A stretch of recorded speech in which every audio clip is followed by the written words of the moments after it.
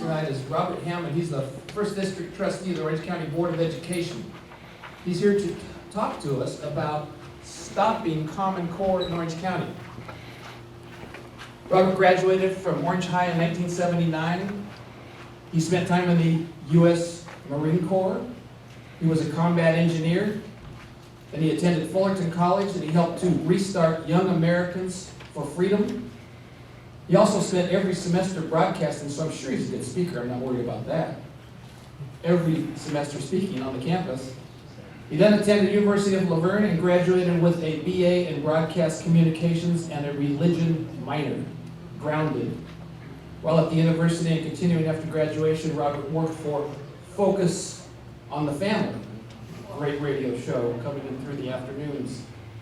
And he used to actually help produce those radio shows in both English and Spanish. So with no further ado, I'd like to introduce Robert Hammond to share with us about Common Core. I did a little research before you come up just a second. I talked to some teachers. I said, what do you think about Common Core? And they said, it's like the worst thing that's ever happened. We're talking about centralized control of our government and the federal government miles and miles and miles and miles away from here, when we should be controlling it locally. Now, these are people that have been teaching for 30 plus years. The other mention was that we're teaching to the lowest common denominator rather than trying to bring everybody up. Some that are more gifted maybe brought down, and so we're getting a lower level of contribution from the educational plan. So I'm very happy to have somebody to come and enlighten me, because it's changing radically. We just had a big movement yesterday, I think, in the state of California. State of California has decided to take on their own direction on this, and so Robert, you can come up and share with us, educate us. Thank you very much. You're welcome. I got this, so you get that. Well, first off, thank you very much for allowing me to be here, and glad to see Steve here, from the Costa Mesa Council. I'm actually going to talk about two things. First, before I get to Common Core, I'm going to address real briefly Assembly Bill 1266, which was just recently signed into law by Governor Brown. What this has to do with education, and for those of you that haven't heard, is that this law, which will take effect come January 2, unless the referendums that were getting signed or we're able to get it overturned, what this law does is basically four things, and this is how it negatively impacts education, and that is first and foremost, and it's going to go both ways. So it's kindergarten through 12th grade. I mean, this can be for a boy or for a girl, and I'm going to pick on the boys because they're easier to pick on for me right now, is a boy in any of those grade levels can go up to administration and say, I perceive or I think that I am a girl. That's it.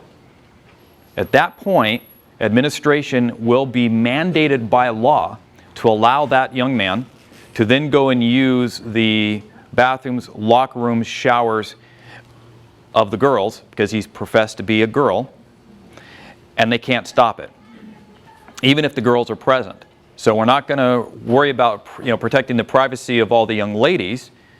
And on a quick side note, I'm a former varsity coach, especially for football.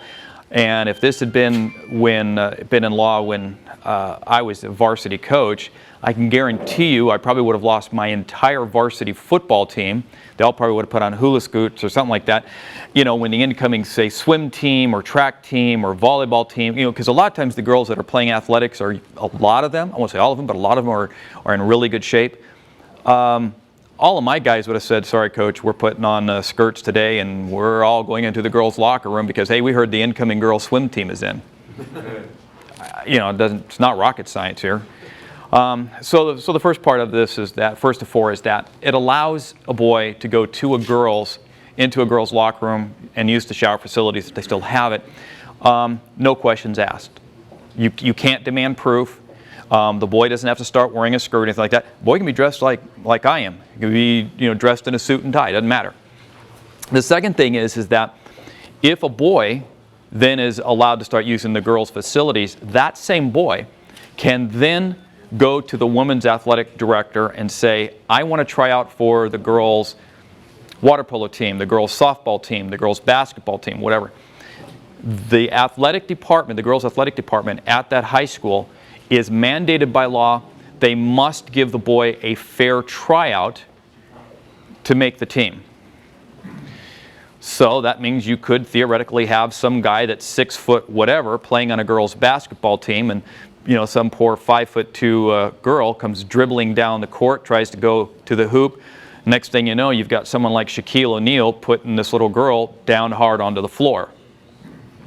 The third part is that if a boy is on a girls' team, that boy then is allowed to set athletic records for the girls' team. Which then leads to the fourth point, and that is, if the boy starts establishing records or simply does very well, the boy then is allowed to apply for a women's athletic scholarship to the Cal States and UC systems. Now, for those of you that maybe you're and by the way, if you're in a charter school, you're under the same mandate. You don't get to dodge this bullet at all. However, if you're in let's say a private school, or a religious school, let's say maybe you go to Mater Dei, or you go to Orange Lutheran, or you go to Calvary Chapel. You don't dodge this either, and here's how. Calvary Chapel, Costa Mesa, I'm going to pick on them just a little bit. They play Costa Mesa and Estancia High School. When those teams come to Calvary Chapel to play, and let's say again it's basketball, I've been using that as an example. If the girls team from Costa Mesa or Estancia comes, and let's say they have 1 or 2 boys on the team, if Calvary Chapel says, no, the boys that are on your team, they're boys, I don't care if they think they're girls, whatever, they will not be allowed to use the girls' locker room and dressing room, because of, their belief system, whatever.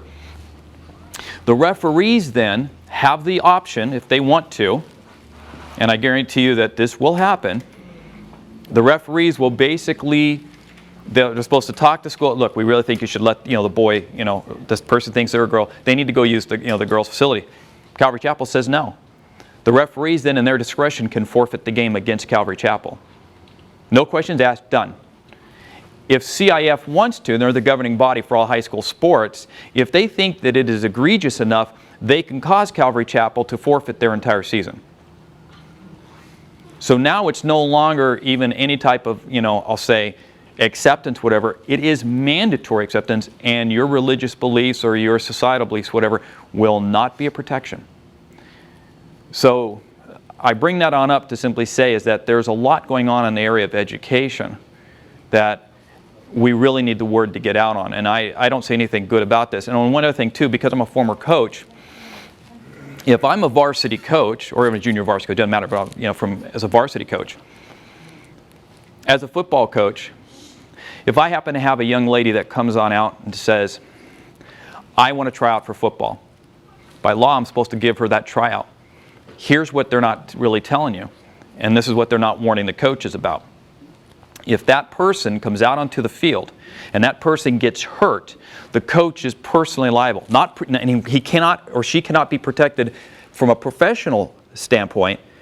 They will be hurt individually and privately. Why? Because as a coach, I am mandated to make sure that someone doesn't come out for the team who doesn't have all the necessary components to be able to play for that team. In other words, there's a certain amount of a safety issue that even I'm personally responsible for.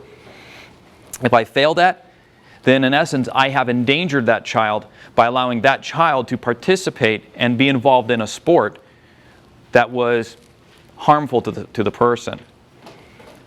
One other thing too, if a girl comes out, or if a boy goes out for a girls' team or whatever, and let's say that one of them, and I'm going to use football because that's what I coached. If you have an 18-year-old boy and he's doing hitting drills with, say, a 16-year-old girl, and he hurts the girl, he's 18 and she's underage, not only has the coach now messed up, but the coach has facilitated a young adult male into physically harming a young lady. That 18-year-old boy is now held liable, and he could lose any scholarship capabilities. Now, some people will say, "Oh, you're crazy about it." I say, go look it up. And for those of you that share my faith, I'll just say Acts 17:11. Don't believe what I say. Please go do your homework and go look it up.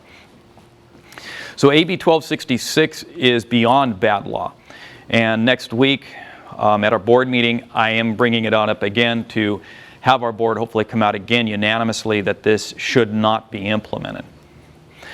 I'm going to transition into Common Core, but as a quick side note, as I'm going to go into Common Core, for those of you that have shown on up, I have to say thank you. For those of you that haven't been to the Orange County Board of Education or to any of our other meetings, I'm going to encourage you to please come on out. Since about February, we've had a dedicated group of people, like Tom, who have shown up relentlessly. And we only meet once a month. Granted, it's 8 o'clock in the morning, so there's a lot of working people that unfortunately don't have that option. The other board members are at the point now where they're really going, these people will not go away. And I'm going, that's right, they won't. They're irritated. My encouragement to you is to show up. And as a general rule, we don't ever get anybody to show on up unless we're giving out a special award or whatever. And that's actually, it's a lot of school boards. And there's a lot of even city councils where a lot of people really don't show up. And I'm hoping Steve over here will share with you what it's like being on the city council for Costa Mesa. So that's my encouragement to you, is that by showing up, that's half the battle right there. And by continuing to showing up, those people who aren't sure, people who are liberal, whatever, they really don't like it when people show up. And when conservatives show up, people who actually want the Constitution to be followed and honored, egads, they really don't know how to handle that. And so again, my encouragement is that I hope you'll get involved. I hope you'll reach out to Tom and whatnot and find out what are some of the little things that you can do. And it's just, part of it's just by showing on up. Common Core, that's kind of why I was asked to be here. And Common Core is partly the brainchild of people from, people you might have heard of, like Bill Gates, and have helped to come forward with a bit of a, shall we say, what they call some standards, educational standards, to make sure that all the kids across the nation are learning at about the same pace. For those who don't know, my background is in education. I spent 7 years in education, 6 of special education, 1 year of structured English immersion in Santa Ana. Now, having the kids on the same page, I'm all in favor of. That's fine, provided we had parental input, teacher input, local control, local input. We don't have really any of that. Common Core, if you'll kind of just take a step back and you look at some of their goals that they're trying to do, actually a couple of them are not bad. One is they're trying to get immediate feedback when a kid takes a test. Now I got to admit, that's great, because when we gave the STAR testing before, it was 6 months down the road. Well, a lot of times by that time my kid's out of my class.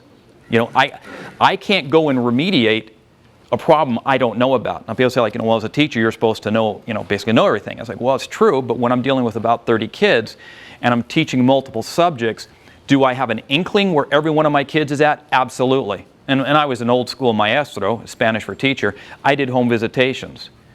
I used to drive into the heart of Santa Ana, and people used to say, wow, here comes the crazy white guy. And for the most part, I never had any problems with my classes.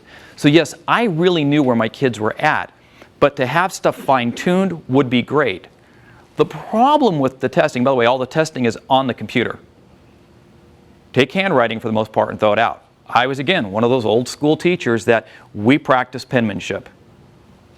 And maybe partly because my mom did that to me. It's like I did that for years. It's to the point where, can you just beat me? I would just rather do it. And my mom, no, it'll come back and save you. And it did. I mean, lo and behold, wow, my mom was really smart.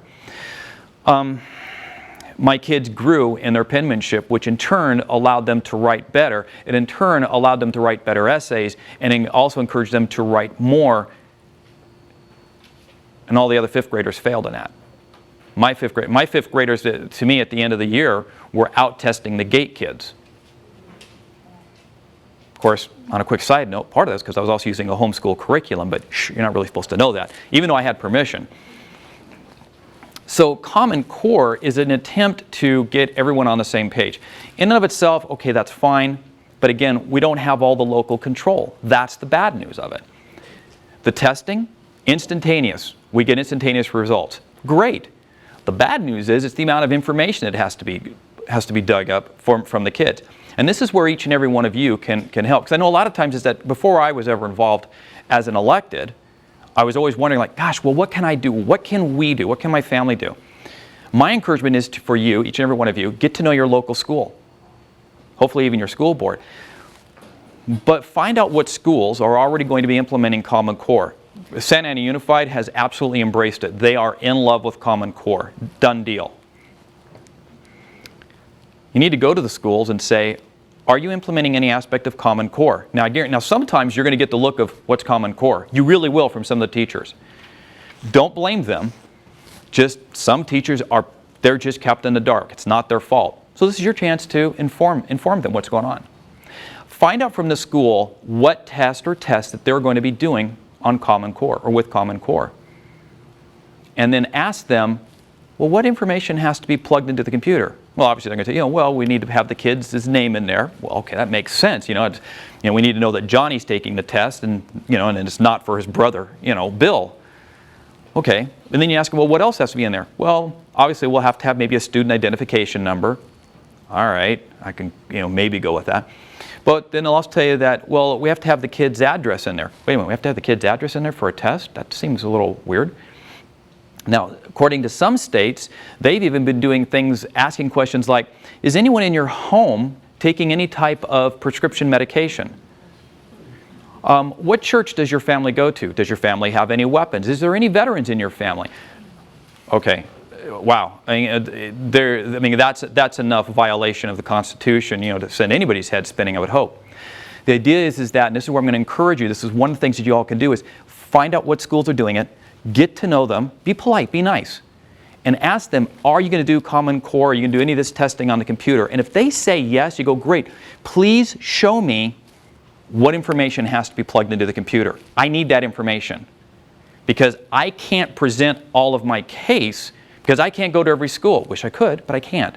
So this is one where all of you can be involved in, is by saying, I'm going to take the school, we're going to adopt this school or these two schools where we can, and we're going to literally glom onto them until we get our answers.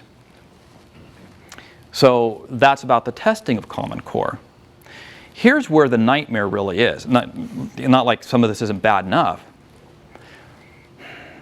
They'll tell you that the state standard, and by the way, it's called CCSS, Common Core State Standards. The Common Core State Standards were adopted indirectly by Tom Torkelson through a committee of 11 people that he appointed. They're not elected, they're not accountable to anybody but to Tom. And they're out of Sacramento. And of course, some of the people are saying, like, well, we can trust Tom, we can trust Sacramento. Okay. That to me is like saying, like, well, great, why don't you just turn over your paycheck and your checkbook and the keys to your house and cars and your family and everything over to them. Of course, most people go like, well, no, I wouldn't do that. Okay. It should bother everybody that an unelected, unaccountable group of 11 are picking our state standards. I don't care if the state standards are the best thing since the creation. I don't care. It is the lack of involvement at a local level, because that's what keeps government accountable. I think Thomas Jefferson said something about, bind them down with the chains of the Constitution. Yeah, I'm really big about that. And I'll tell you right now, don't trust me either. If you think I'm stepping out of line, you'd better call me in. And there's a guy by the name of Kelly Hubbard who, Kelly, if you see this, thank you.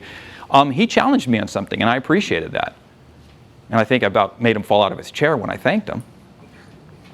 So we have a group in Sacramento who, and I really do believe that they have good intentions. I really don't think it's a cabal of 11 going, wow, let's corrupt the kids. I don't think that. I really think that their goal is, let's make things better. But again, it's the lack of local control. That's what troubles me. When you go around and you talk to people, now, and I've talked to 7 different schools, mostly in Santa Ana, but elsewhere. And I've had teachers tell me that, well, yes, we know what Common Core is. And by the way, you have to accept Common Core 100%. You cannot subtract one thing from Common Core. You can add up to 15%. Santa Ana Unified has added handwriting. Now, what percentage handwriting is, I don't know, but it's less than 15%. They're saying it's about 3 to 4%. How you come up with a percentage that handwriting is, say, 3 to 4%, I don't know. I really would like to know how they figure that. But Common Core you must accept in toto, completely. No modifications to it whatsoever. When I've talked with the teachers that are doing Common Core, they will share with you that they're not really sure what the standards are And because in every classroom that I ever went to, actually in all the schools I went to, not one time did I see the standards up on a board like I used to have when I was in a classroom. What they will tell you is that they are teaching, as one of the schools in Santa Ana told me, is they said from science, is that we are creating the science lesson as we go, and we're going to learn from the science lesson and see what works and doesn't work, and that which doesn't work with the kids we won't do next year. Okay. You know, I wouldn't want my kid being a guinea pig like that. Now, to be fair though, when it comes also to the testing, in California for the 8th grade test, all the kids for the most part are tested at what's known as an algebraic level. Most other states in the nation are at a pre-algebra. This means that if you compare apples to apples, most kids, 8th grade and other states of the union, are going to score better on their math test in 8th grade than California. Common Core seeks to address that issue. I'm okay with that. I'm okay with making sure that the kids, 8th grade, wherever they're at in America, are being treated equally and fairly in regards to a test. I'm absolutely okay with that. But again, where was the local control? Where was the parental input? Where was even the local teacher input? I don't see it. That's my problem with it. So going back to the standards, that we have teachers developing a core lesson and in testing it out on the kids and seeing what works and what doesn't work, that to me is about the same as trying to fly an aircraft that you're also building simultaneously. It may sound good, but it isn't going to work a whole lot. One of the proofs was at one of the local Santa Ana schools is that they had a science project, and when you look at the science project, great project. The problem was is out of all the kids that took this particular lesson, you had one group of 3 kids pass. Everyone else failed. The teachers will justify that by saying, like, well, these kids caught on to what we were trying to do. These kids were able to understand that we wanted them to build a prototype. And it's kind of like, well, I'm glad that these kids caught it and that the rest didn't, that you're pointing that out. My complaint with this is that you shouldn't have waited until all the kids were failing. You should have helped them out about halfway through and said, look what group 1 is doing, or whatever it is. They're building a prototype. And still reward the other group that came up with the prototype first. That's great. But again, it came down to standards really aren't set. Now they'll tell you they're set. We've got the California, Common Core state standards. They're all set. But when you go around and you ask most of the teachers, they will not be able to tell you what those are. That's not a good thing. Now I have also mentioned some of the testing. One of the math tests that they will give, and this is true for every question, at least this is the way it was explained to me. Now maybe it's going to be changed, I don't know. But this is the way it was explained to me. Your son or daughter is sitting at the computer, and the math question is, you have a number line, it goes 0 to 1. I wish I had a whiteboard, it'd work out better. But you have a number line that goes 0 to 1. You have point P, if you will. That's about, say, on the second hash mark. So it's about 40% away from 0, 60% away from number 1. You'll have 5 answers over here. Your goal is not to pick the best one. Each answer will have a yes or no box underneath it, and the goal of the student is to check yes or no that this number line approximates this number line here. Well, okay, in and of itself, that's kind of innocuous. We can run with that. The problem is what they don't tell you is that there is a rubric involved. What's a rubric? It's a fancy collegiate word meaning we have a specific answer. In this case, let's say your rubric is A and C. Its answer is A and C. Let's say A is yes and C is no. If the child misses one or both of the rubric answers, let's say they get A wrong but they get C correct, they're given a 0 and they are considered to have failed that math problem. Here's the rub of it. They get A wrong, but they get B, C, D, and E correct. That's an 80%. we are mandated to fail the kid even though they got an 80%. They got 4 out of 5 answers right, but because they missed one of the 2 rubrics, it's a 0, they fail. Student 2 comes along, takes the exact same question, and they get the rubric right. They get A and C correct, but they miss B, D, and E. So they get a 40%. They are considered to have passed the math problem, and they get a point. So the kid that got 80% fails, the kid that got 40% passes. Now, I don't know about you, but if I'm hiring a group of engineers to build a bridge, I don't want the 40%ers, I want the 80%ers. Student 3 comes along, and they answer all 5 correct. They get 100%. Okay, they get 1 point for getting the rubric right. Then they get 3 additional points because they got the other 3 answers correct. However, the student that got 100% and the student that got a 40% are given the exact same grade of passing. There's no delineation except for the points, but that's only for the test scoring, just, you know, for some in-house keeping. But the bottom line is the 40% and 100% are both passed along and are both considered to have mastered that math question. Is this already in book? I'll tell you what, hold your question and let me come back to that in just a moment. So that's part of the testing problem that I see. At the bottom of the answers, of all 5 answers, in a box there, the student is directed, he or she must give a reasoning for the yeses and nos that they chose. It could be as simple as, I liked how, you know, B and E looked for why I chose yes. And they're saying, oh, this is going to develop critical thinking.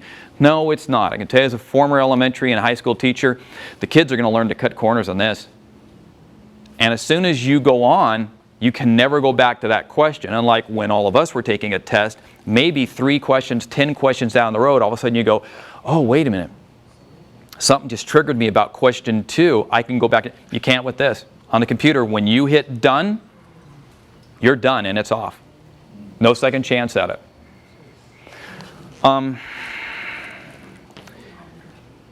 The last thing about Common Core, you know, and again, I'm sharing, you know, quite a bit with you here, and I'm sorry that, you know, maybe I'm feeling like I'm hitting you with the fire hose.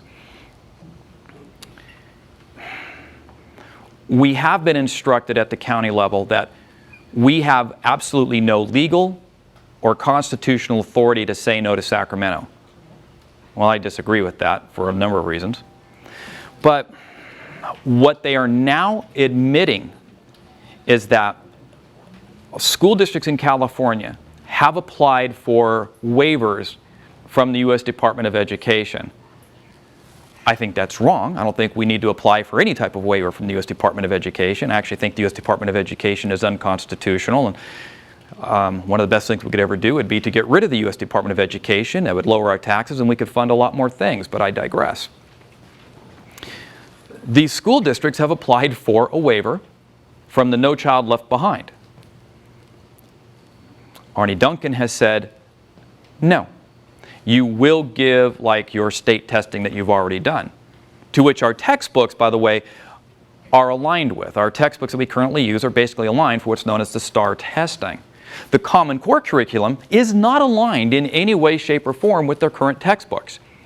So Arnie has said, if you don't give the STAR testing, we will withhold federal funds and we'll basically end up suing you. So districts like Santa Ana that depend heavily on Title I, they lose Title I within 30 days. That means they have a bunch of programs that get shut down immediately. Now, not to be outdone, Sacramento decided to double down on this.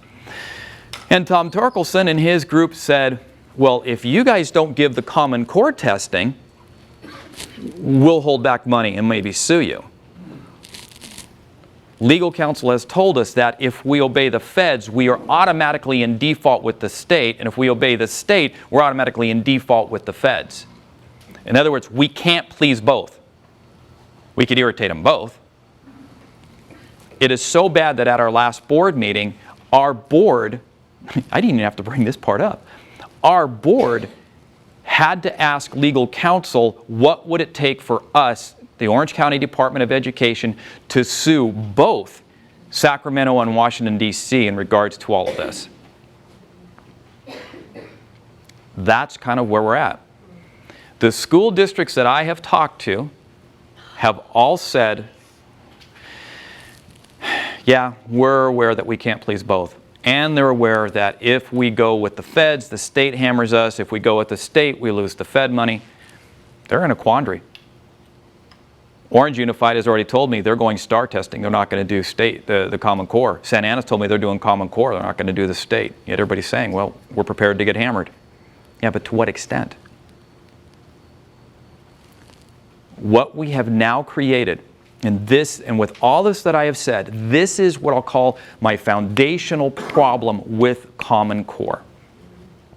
We have completely lost, you can even make the argument, we've forfeited local control of our educational establishment and procedures and standards to both the Sacramento and to Washington, D.C. We need that back. So how can you help? Come. Go to school boards. Let them know we have to have local control back. Let them know, if you guys keep up like this, we're looking at massive lawsuits. And if we look at massive lawsuits, okay, that's money we basically don't have, so that's even more funding that we don't have. That means more programs we have to cut. I'll close with this. I really hope that you will take some time. You can go to the website. There's, even for those who have a smartphone, there's a Common Core app. And if you will go to the Common Core websites, they have these practice tests on there. You can see for yourself. And a lot of things are explained in more detail. I'm just going to encourage each and every one of you to please continue to be involved. Say a prayer for us. And do what you can to show up and get other people to show on up. And when you talk with teachers, see if they're willing to stand with you. Talk to administrators. Some won't. I guarantee you they won't. They fear for their job. Some will. And if they see enough of us standing up there saying, we want and demand local control, we can wrestle and get it back. Maybe painfully, but we can do it. Thank you all for your time. God bless you. Wait, we need, Yeah. it's Wednesday, you've changed it from Thursday to Wednesday? This week we are Wednesday. This month. Right. I don't know if we're going to stay on Wednesday. I'll find out Wednesday if we're going to stay there for the rest of the year. Was that just happenstance or because a whole lot of people came last month? No, something came up with the board that they needed to move it to a Wednesday. And the date is? That'll be the 16th. Next Wednesday. Next Wednesday, the 16th, we start at 8 o'clock in the morning. I know you had a question back there. Did I answer it all or anything, or did you forget? Or? I didn't realize this is already in effect. I just, the last meeting we came to, I got informed about it. And how do we not know about this? Because the more secretive and quietly that they can do things, then there's no problem. And that's why groups like Santa Ana Unified can turn around and say, well, we haven't had any parental, questions. None of the parents have questioned us about this. Yet, of the, oh, good grief, I don't know, close to 100 families that I've spoken to in Santa Ana, throughout Santa Ana, it's not like, well, I've been thinking about Common Core. Well, I've been, interested about the language arts. No, it's common what? I don't know. Yes, sir. In further answer to your question, I have a child who's at Davis Magnet School in Newport Mesa. Newport Mesa has adopted it all the way through. Davis has fully implemented it. They were kind of a math, technology, and science emphasis school. So this really didn't change a whole lot of the direction the curriculum was driven, other than now that they've got to ramp up the school with all kinds of electronic equipment so they can teach the kids to take these exams on computers. But they're implementing it at every grade level. I went to a meeting last week that was presented by the PTA. The principal was there. They ran through the whole gamut of testing for the Common Core. Now, some of it, I agree with you. Some of it, and the way they're changing the question, see, that's interesting the way you were describing the sample test, because the way it was described to us was that the tests would be more like word problems that actually test and force the students to learn multiple skills to answer a question, and that there weren't going to be multiple choice answers. So it was described, so obviously I've got a whole new list of questions to ask the principal of the school and find out exactly. Well, Marty, to be fair on that, the one example I gave you was a form of a multiple choice, if you will. I mean, granted, it's almost like a true false. It's yes or no. There are questions that will be out there where the student will be asked to identify, they'll be given a paragraph to read, and then they're going to be asked to identify some aspect, maybe what is this character perceiving or whatever. Okay, that's fine. But again, and then of course they have to type down in the box. Getting a child to give us some feedback or whatever, okay, again, that's fine. One of my problems is it's all electronic. We haven't thrown out the pencil. Some of the arguments you'll hear from the educators are, yeah, well, we got rid of the ink and the quill. Well, yes, but it was replaced by a pencil. I mean, and for me, and again, I'm speaking as a special ed teacher, the reason why I loved handwriting so much is it forced the right and the left sides of the brain to work together. It worked on, without going on all the, definitions like that. Yeah, it worked on some gross motor skills, worked on fine, motor skills. It worked on creative thinking, and there's other aspects. So to take that away is a bit troublesome to me. But I'm with you. If we can develop tests that are really going to push our kids and be fair and equitable, absolutely, I'm in favor of that. Is there a House resolution to repeal the Bush No Child Left Behind? And if that was repealed, would that eliminate Common Core? The answer to the second part of your question, the answer is no. Common Core is its own monster. No Child Left Behind. I am not aware of any House resolution, but if there was some type of a House resolution, I'm not sure what they can really do. I mean, you can make a resolution, but the House resolution really won't carry much weight. The House would actually have to basically start defunding. A bill then? Could they pass a bill to start shutting part of that down? Perhaps they could. One of the better things they actually do is just shut the funding down. But as it is right now, No Child Left Behind is still law of the land, and no one's really messing with it. I understood that a lot of school boards, since it was so difficult to comply with the rules of No Child Left Behind, that they were offered a waiver if they would sign up for Common Core. So that's what I was thinking, just eliminate Bush's No Child Left Behind. They were, and I've never been a fan of NCLB. The trouble that you're mentioning is that, was there a waiver offered? Yes. Did the school districts take it through like race to the top money and other things? Yes. Now Ernie Duncan is saying, yeah, we're not going to give you the waiver. Wow, the government broke its word. Who would have ever thought? Yes, sir. You opened talking about Assembly Bill 1266? Yes. Okay. It looked to me like there were petitions as we came in to submit that to voters to be hopefully voted down. Is that true? Yes. Yeah, if enough, everybody to sign them? Yeah, if we have to collect about 505,000 good signatures. If we do collect enough, it has to be turned in, I think, by the 12th of November. I think that's the drop dead date, so I would say the 7th of November turned back in. If there is enough collected, the good news is then come January the law is stayed, because we then have it's put back onto the November ballot. The bad news that I have heard, and I have not been able to verify this, and again, for those that like to do a little legislative digging around, is allegedly the legislature could bring the bill, even though it's a law, they could resurrect it, as it were, in the form of another bill, change the wording just a little bit, and throw that onto the governor's desk.